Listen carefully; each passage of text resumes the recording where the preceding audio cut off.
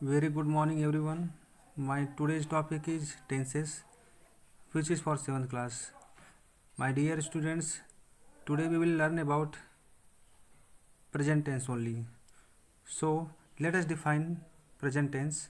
A verb which refers to present time is said to be in the present tense. Now, let us discuss about simple present tense. For example, he drinks tea every morning. He drinks tea every morning. In Hindi, वह रोज सुबह चाय पीता है. So this example is expressing a habitual action or repeated action, और we can say that he does this act every morning regularly. Next example, the sun rises in the east.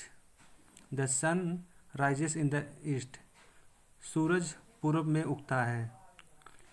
This is expressing general truths, और we can say that universal truth, क्योंकि सबको मालूम है कि सूरज पूरब में ही उगता है, इसलिए हम इसको यूनिवर्सल ट्रूथ या जनरल ट्रूथ्स बोलते हैं.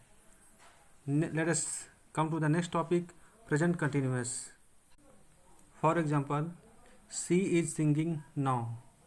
सी इज सिंगिंग नाउ. वह अभी गाना गा रही है. This example is used for an action going on at the time of speaking, यानी कि मौजूदा हालात में वह गा रही है.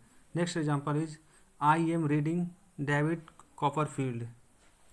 This example is used for a temporary action which may not be actually happening at the time of speaking. वह डेविड कॉपरफील्ड पढ़ रहा है. ये एग्जाम्पल इसलिए प्रयोग किया गया क्योंकि ये ज़रूरी नहीं है कि वो मौजूदा हालात में या प्रेजेंट टाइम में वह किताब पढ़ रहा है. While forming a present continuous tense, we should always use is, am, are plus verb ing form. But remember that there are the verbs which are not used in the continuous form. For example, see, hear, smell, appear, wish, feel, love, believe, know. For example, I am thinking you are wrong. मुझे लग रहा है तुम गलत हो. पर right way to speak, I think you are wrong. इस sentence से हमें लग रहा है कि मुझे लगता है तुम गलत हो, पर बोलने के लिए we have to always speak मुझे लग रहा है तुम गलत हो. Next example is she is seeming sad. This sentence is wrong because we never use seem in ing form. Seem plus ing form. We should always use she seems sad. वह दुखी दिखाई देती है, क्योंकि हम seems को कभी भी verb plus ing फॉर्म में प्रयोग नहीं करते हैं. इसका रूल थोड़ा डिफरेंट है. Now let us discuss present perfect tense. While forming a present perfect tense, we should always use have, has plus verb third form. For example, he has just gone out. He has just gone out. वह अभी अभी बाहर गया है. This example is used to indicate completed activities in the immediate past, यानी कि ये घटना अभी अभी घटा है. Next example is I have never known him to be angry. This example is used to express past actions whose time is not given and not definite. We can see that the time and definite of the sentence is not given. इसका time limit और कोई definite समय नहीं दिया गया है. Next example, I have cut my finger.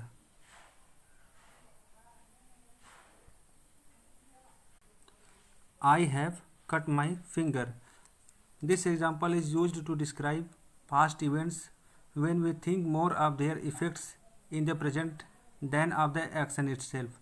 इसका मतलब ये हो गया, दिस एग्जाम्पल इज शोइंग और taking the past towards the present. Next topic is present perfect continuous tense. The present perfect continuous is used for an action which begin at some time in the past and is still continuing. For example, they have been playing since 4 o'clock. वे लोग 4 बजे से ही खेल रहे हैं। Since is used for point of time. Since indicates eight which time something started यार और starts. Next example, they have been building the bridge for several months. इसका मतलब ये हो गया वे लोग कई महीनों से बिल्डिंग बना रहे हैं। So for is used for period of time or you can say length of time. और हिंदी में बोल सकते हैं फॉर अनिश्चित समय के लिए बताता है, जिसका समय हमें पता नहीं रहता है, यानी कि कब से कोई चीज़ हो रहा है। At last I give you some homework in which you have to choose the correct verb form from the brackets and state the kinds of tenses. Thank you.